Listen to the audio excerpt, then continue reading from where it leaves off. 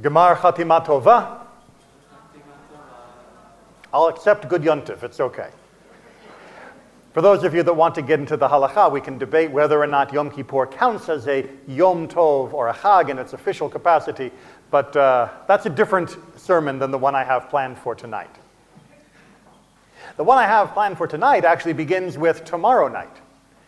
Tomorrow night, and yes, I know you're all probably already anticipating how wonderful that break fast will taste. Prior to the break fast, we have to bid farewell to this day of Yom Kippur. And it might sound a little presumptuous to already be talking about seeing Yom Kippur off when we've only just begun, but bear with me for a while. What do we do to say goodbye to the holiday of Yom Kippur? Havdalah. Havdalah. Now, it's a little bit different than your Shabbat Havdalah. We don't do the spices, unless it happens to coincide with the end of Shabbat. But we do the normal blessing over the wine, and we do the blessing over the Eish, over the flame, and we do the Hamavdil paragraph. And it's that last paragraph in particular that I want to draw your attention to. And I know that most of us are now very familiar with the Debbie Friedman version, which is so very catchy. But what is that last paragraph, the actual core of the Havdalah blessing itself, that isn't over the wine, that isn't over the spices, that isn't over the flame? What is that last paragraph about? Separation. Excellent. Separation of what? Ben kodesh lecho, between what is holy and what is not holy, or in the Old English, profane. What's the difference between holy and not holy? Don't just tell me one of them's holy and one of them's not. It's not meant to be a tautology. Well, let's try and work this out a little. Which is better, the holy or the not holy? Which is better, the holy or the not holy? They're the same. Neither one is preference. How do I know this? Well, what do we know from the rest of the blessing? What else is differentiated between the two?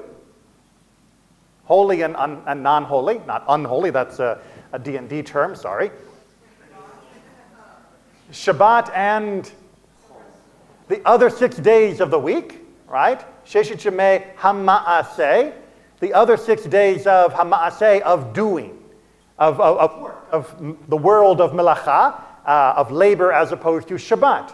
Which is better, the 6 days of the week or the day of Shabbat?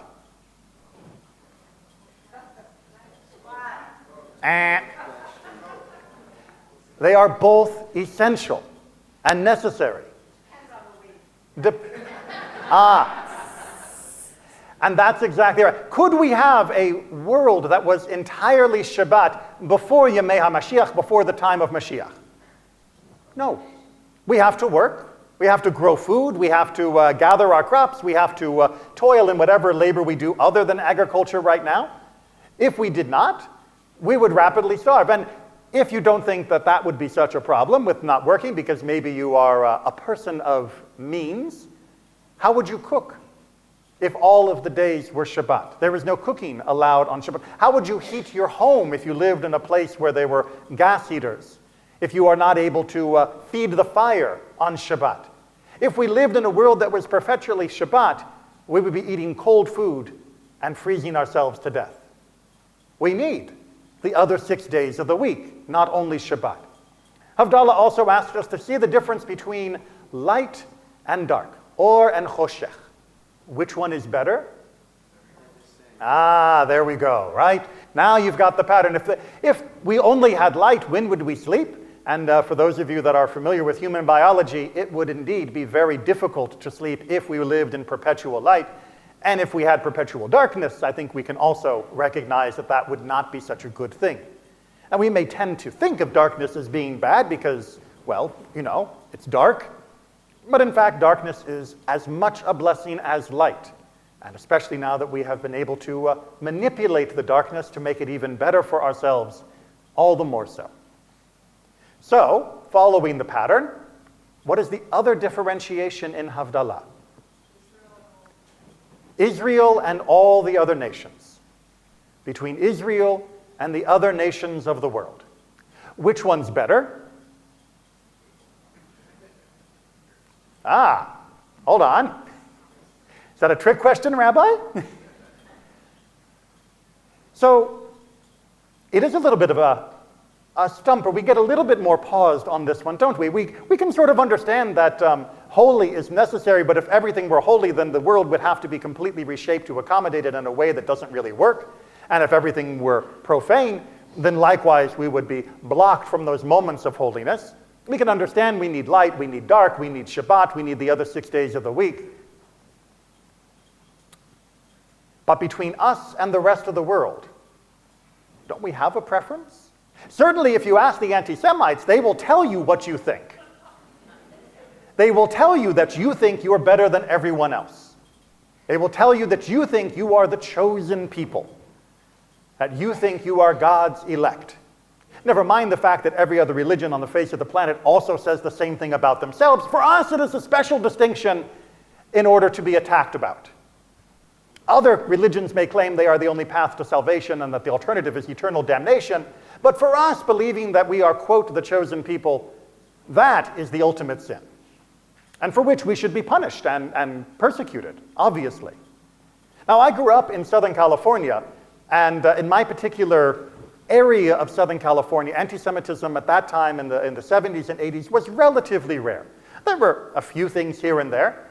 Certainly with my mother being a Jewish professional and often in the public eye, we attracted more than our fair share of directed anti-Semitism with harassing phone calls, with people turning us into the IRS in order to be audited as a form of harassment. So we did have that. So I was not naive. But nothing I saw growing up prepared me for the level of anti-Semitism that I have encountered secondarily through the children who come and sit at my desk and tell me about their middle school experiences while preparing for their bar and bat mitzvah.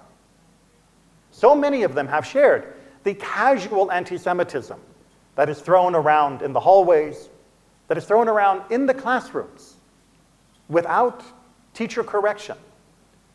So many schools that we know about in the area have had to be taken to task publicly before any hope of resolution might have been achieved. But a couple assemblies later, and now everything is okay. It is better, and it is good that there is community reaction when this is brought to their attention. It would be nice if it wasn't needed. It would be nice if the students who came to my classroom didn't have so many stories to tell me that continue to raise the hackles on the back of my neck. But what about that other half then? Because as much as anti-Semitism has grown in my experience and grown statistically by anyone who keeps up with the actual data that is collected nationally and internationally, I have to also admit, so has Jewish chauvinism. There are more Jews today that I have encountered that have experienced a sense of Jewish superiority than I ever encountered when I was younger. And by younger, I mean 20 years ago. 51 now, for those of you keeping count. That's where all the gray has come from. Not just the Jewish chauvinists. The anti-Semites have put some of that gray in there too. But there are more Jews now who wish to tell the world that indeed they are special, that indeed they are superior. Indeed, they have rights and privileges that should be theirs and theirs alone, and that others should recognize that. I can't say that I agree with them. Again, I go back to Havdalah. We do not say that the Jew is superior to the non-Jew. We say we have a different role to play. The same way that darkness has a different role to light, the same way the 6 days have a different role to Shabbat, the same way the holy has a different place within the world than that which is profane.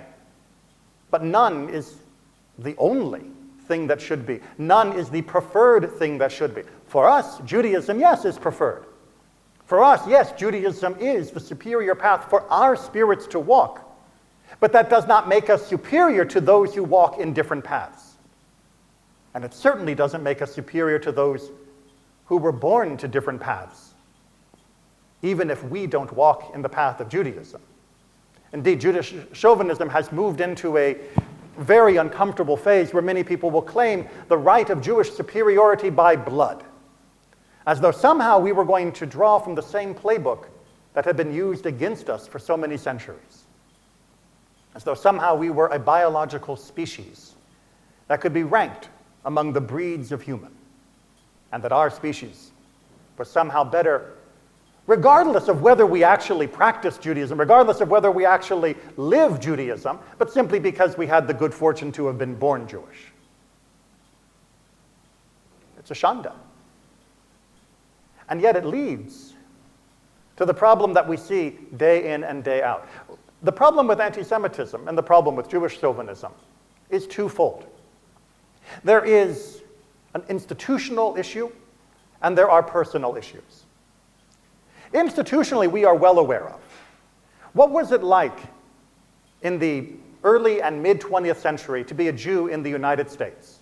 And I mean outside of areas that might be more welcoming to Jews, in your average community in the United States. Remembering, of course, that the US was one of the better countries in the world at the time.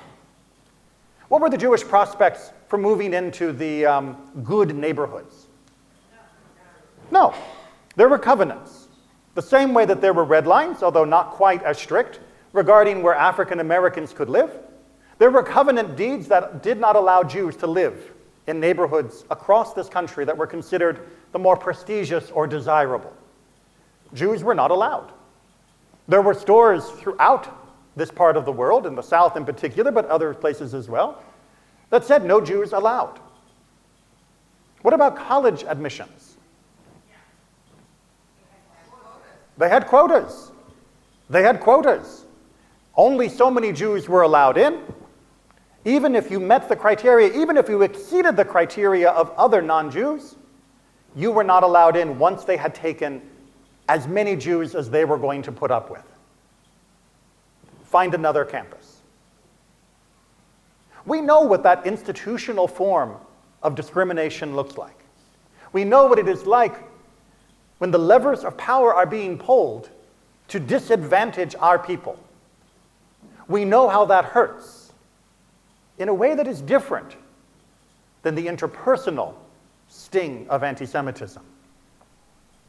When the instruments of power are wielded in order to keep a group down, to punish them, to discriminate, to prejudice against them, to allow their lot in life to be inferior because of the accident of their birth, the country suffers, and the individual suffers. And we know what to do about that. How do we fix that? How did we fix that? No one. What happened in the middle of the 20th century that actually changed the fortunes for Jews and many others in this country? The Civil Rights Act. We got out and did things. And we not only legislated to change state by state and federally, but we went out to ensure in court case after court case that those laws would be upheld. We prosecuted bigotry as a legal crime. And that allowed us to move out of the imposed ghettos that were around us. That allowed us to become part of the broader society. It gave us access to the country clubs. It gave us access to new jobs. It gave us a legal recourse if, when we applied for the job, they said, well, you're perfectly qualified, but we're not going to hire any dirty Jew. We had something we could do about that. We could absolutely take them to court for illegal discrimination. We became part of the protected classes. An important element in actually ensuring the ideal of justice in this country is properly adjudicated for all people. But that's institutionally. What about the individual anti-Semite? Not the one that actually crafts legislation, not the one that draws up quotas at universities, but the neighbor who doesn't like Jews. They just don't like Jews. They're not going to invite you over to the barbecue. They're not going to wish you a good morning. They may even call you anti-Semitic names as you walk your dog through the neighborhood. How do we handle that?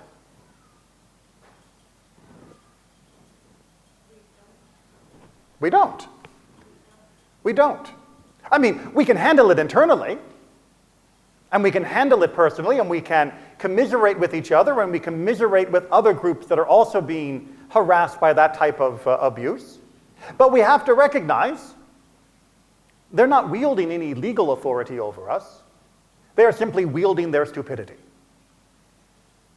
And unfortunately, and fortunately really, stupidity is not a crime. Bigotry is not a crime. Hate speech in general is not a crime if it doesn't call for violence. If it doesn't call to actively harm another person, but simply speaks from the heart of the blackness that's within, it's legal. As well it should be.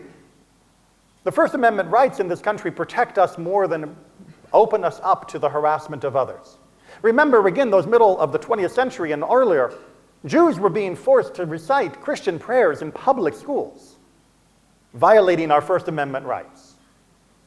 We have come a long way since then, and I do not want to backpedal on that, to censor the words that are allowed to come from our mouth or from others. But we do have the option of censoring the words that come out of our mouth from our mouth. Because you see, there's a strange perversion that has happened in the late 20th and now early 21st century, where we have begun to talk as abusers without the power. It is a strange imitation of those that have harassed us for centuries and millennia. If they can speak hatefully of us, then I have the right to speak hatefully of them. I believe this is part of where Jewish chauvinism has come from. If they're allowed to claim that we are all terrible satanic forces in the world, demonic influences that are rotting American culture, that we are the capitalists or the communists, take your pick, that are going to tear down the world and put a new world order in its place, if we are moving in immigrants to have the great replacement of whites, if they can say that about us, then I can say whatever I feel like about them. Turnabout's fair play, right? And it's not illegal. It's not illegal for them to slur us, so it's not illegal for me to slur them. Might as well, right? Fight fire with fire. And we've been creative in the various slurs that we come up for them. And much to my deep dismay, we've become creative in slurs that we bring up for other people as well. After all, now that we are not discriminated against de jure according to the law, we can join in the free-for-all of slandering anyone that is different than us. We can be racist along with the rest of them. We can be sexist. We can be homophobic. We can attack anyone and come up with colorful terms, maybe that are Jewish or maybe borrowed from somewhere else. Because if there's no harm being done, it's not against the law. Isn't this what freedom means? Yes, constitutionally, American law, that is what freedom means. But is it Jewish? Can you say, I can't be racist because I'm from a protected class, so if I say something that sounds racist towards another person, it must not really be racism. I'm powerless. I'm not the ones that are in charge. Most billionaires aren't my people, and they're certainly not me. So how can you claim that I am using institutional power to oppress? I'm an oppressed class too. Therefore, anything I say must be permitted and protected. If I'm a person of color, I can't possibly be racist towards whites. If I am a man that happens to be gay, I can't be sexist to women. If I happen to be a woman, I couldn't possibly be chauvinistic against men because I'm a protected class. Judaism says no. Well, yes, you're protected legally, of course, as every human being is. But Judaism asks us to have a higher standard for how we use this. And, of course, our mouth nowadays usually comes out in our typing, but it's the same thing. Some of us have big mouths, some of us have big fingers. You will have noticed when you went through the vidui today, through the confessional in the Amidah, and which we will repeat again out loud. How many of those passages of the Al-Khaitz have to do with this organ? A huge proportion, depending upon your collection and translations. And the ones that don't, most of them are being committed with this organ. All right, defrauding is not technically a crime of speech, but it is much harder to defraud somebody if you're not communicating with them. So much of what we do that is wrong, we commit with this apparatus. When we look back through the texts of our people, what do we see time and time again? We see our law railing against the abuse of our lashon, of our lips, of our mouth, of our tongue. Our sages say that we should have lashon naki. We should have a clean tongue. After all, this is the tongue that we use to sing the praises of the Holy One. Are we going to befoul it with slurs of others just because we have the right? Our sages tell us that to embarrass another human being, to cause the blood to drain from their face in anger or humiliation, is akin to murder. Among the many statements of hyperbole that they make, they say, those who embarrass another go down in punishment and never come up. For those of you who know that Judaism doesn't really do the whole eternal damnation thing, when the rabbis use that level of hyperbole, they mean it. They mean, not literally, that there is no return from such behavior, but that we should treat it as seriously. If you would not stick a knife in someone, why would you slur them? Why would you treat them with contempt and hate, even if you have the legal right to? How dare you? Why would it even possess you to do so? Well, because speech is harmless. What does it really do? What are the effects? No harm, no foul. It's just a game. Online especially, my words don't really matter. They're quickly typed out, they're hit send, and it's good for engagement to say things that are outrageous. Well, we have one example in the Torah of someone who said something outrageous and lost the most precious thing that he wanted. Moshe Rabbeinu, Moses our teacher. Why was he not allowed into the land of Israel? Because he hit the rock, we all say. Yes, we say that, and we'll talk about this a little bit more tomorrow, but that's the explanation we give when you're very, very little. Because the commentaries point out, Moses hit the rock 40 years earlier, and nothing bad happened. God told him to hit a rock 40 years earlier. He hit the rock, it was fine. Maybe God didn't explicitly say hit the rock in time number 2, but can he be blamed, banned from Israel for not recognizing that things were a little different? Many of our commentators say no. What was Moses' great crime at the failure of the rock? It wasn't that he struck it. It was that he spoke with anger and insult to Am Yisrael, to the people Israel. He said, "Okay, you rebels." Wow. It's the equivalent of the F-bomb. According to our commentators, that moment, whoop, Moses was off. He could no longer lead. How could he? Having spoken to the people like that, having slandered the nation, how could he lead? Think of what he had just said to them. You are terrible people that are revolting against God. How do you walk that back? How do you do damage control on that? When you are the person that is their conduit with God, you are the one bringing Torah instruction to them, and you have just befouled your own speech with slander against them. Do you think they're going to care about your miracles? Do you think you're going to care about the Torah that you have left to teach them? Or are they going to keep hearing in their mind over and over again, Moses really thinks that we're worthless. Moses really thinks that we're rebels. We're rebels that have followed him for 40 years. That's a pretty slow revolution. Why did Moses say that, though? Because he was angry. And he was hurt. Remember, the failure at that rock came because his sister had just died, and the well that went with her was no longer there, and they needed a new source of water. He was in grief, he was angry, and he said it. And he was held responsible for that. Don't tell me, you know, Rabbi, sometimes I get carried away. Sometimes I say things I shouldn't say. Sometimes the words slip out. You know, it happens. We're all human. Yes, we're all human. So apologize. Recognize immediately that what you said was wrong. Because it was wrong. And don't let those words become familiar in your tongue. Don't let them become words that simply tumble out whenever you happen to be angry. After all, would any of you accept the excuse, oh, I'm sorry, I was upset and grieving and angry, that's why I punched you?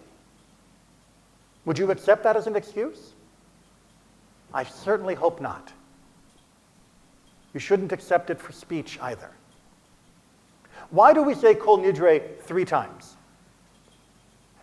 Why do we do any of our legal documents in this form, in that 3 version in Jewish history? So you mean it. Because the first time, maybe you didn't really understand what you were saying. Even the second time, maybe not. But by the third time, if you're still saying it, then you mean it. If you're not willing to say what you're about to say 3 times to that person's face and suffer the consequence, to see their face change, to see the anger or the disappointment, to see the pain, to see the shock, then you definitely shouldn't be saying it even once. Because, I'll tell you, from their point of view, they'll think you meant it even if you only said it once. God may want us to be sure, but our person who's being hurt, they'll feel sure after that first time. I know you're all wondering, Rabbi, why are you talking to the person next to me? Why are you picking on that guy in the back row? I'm not the person who says these things. I never say anything bad about other groups. Good. Wonderful. Then half the al-Khayt doesn't apply to you. But think for a moment about what our ancestors have said when they composed the al-Khayt, when they composed halakha and put such an emphasis on how we govern our language. They didn't say there are going to be a few of us that make these mistakes. They said all of us are going to make these mistakes. And here's what we can do to try to prevent them, and here's what we can do to try and remedy them. So don't think that what I'm discussing right now doesn't apply to you. Because I would be willing to guarantee, if you were willing to be candid in my conversation, that all of us have transgressed in these ways over this last year. A heated exchange, a hasty retort, a fired-off tweet, or whatever they're calling them now, an angry repost on Facebook of something that you feel tells it like it is to all of those idiots that don't agree with me. How often have we demonized those that don't agree with us? Maybe not by race, maybe not by religion, maybe not by color, maybe not by orientation. But they still don't agree with me about some of those things, and so they're idiots. Or they're evil, or they're corrupt, or they're guilty, or they're backward. They're hicks, rednecks, liberal fools, tools of the world government. Those that have been pulled in, sucked into the conspiracies of either political extreme or the comfortable middle. Do we not say things about them? Can you look me in the eye and say, honestly, you have not had harsh words to say about someone with whom you disagree? Rather than the thing you disagree about, but the person. They are flawed. They are twisted. Not that their opinion is wrong, but they are wrong. Look, when we had the Civil Rights Act, it was easy, straightforward. Don't get me wrong, it wasn't easy to achieve, but it was easy to know what the target was. We need to change the law. The law has to be there to protect, and then the law has to be forced to protect through the use of the court system. The target was very understandable. We still are working on many of those legal aspects for so many groups within this country. And that job is not done. And hopefully we continue that focus. But we have to recognize that fixing the other side means fixing us first. We cannot adjudicate other people's feelings and speech, but we can regulate our own. You're in charge of this. You're not in charge of the person next to you's mouth, but you're in charge of your own. When you think to use it, or your fingers, think carefully. How do I wish to use this gift that God has given me? Will I use it for something holy? Or will I, in the other usage, use it for something profane? The world is made up of these separations. Between what is light and dark, both blessings. Between Shabbat and the 6 days, both blessings. Between Jews and the rest of the world, both blessings. But you'll notice that Havdalah did not say between good and evil. Because evil is wrong. Lashon hara, the wicked mouth, is wrong. Hear that cry throughout Yom Kippur. Recognize your own failures and stumbling in it. If there are those that you have wronged directly, apologize to them. If there are communities that you have wronged because you have spoken out, apologize to them in the same manner in which you offended them. Meaning tweets, Facebook, whatever other form you might have done. At the very least, even if you do not yet have the willingness to confront any of the errors you might have made, walk carefully with the weapon that is your speech. Avoid these pitfalls in the year to come. Our world is made more blessed when we speak in ways that are of blessing to one another, even those with whom we disagree, even with those whom we may not yet trust or recognize as being our brothers and sisters from Adam and Chava, from the first humans that brought us all to this world. We share a common soul. When your soul speaks to them, you are speaking to yourself.